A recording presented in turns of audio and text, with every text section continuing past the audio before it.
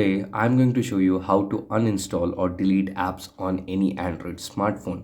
Maybe you have downloaded a bunch of apps that you don't want to use anymore, or they are taking up valuable storage. Whatever the reason is, getting rid of unwanted app is a breeze.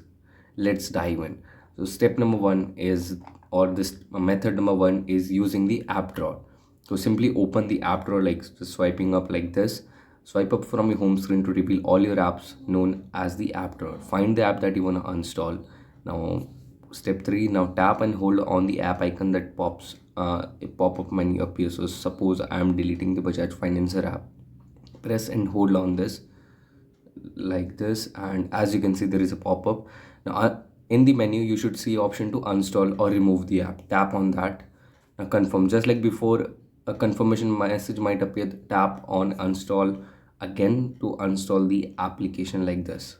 So this is how you can uninstall any app on Android, like uninstall Bajaj Financer. Now there is another method for disabling apps if you have anything inbuilt or in system apps. So this is for that. So suppose you want to uninstall the YouTube game. Now keep in mind that some apps, built-in system apps, might not have an option to uninstall, or you might see a disable button. Disabling an app essentially hides it from your app drawer and prevents it from running in the background. So that is what you can do. So suppose YouTube is an inbuilt app on my smartphone, on my Samsung device. So there is a disable button for it.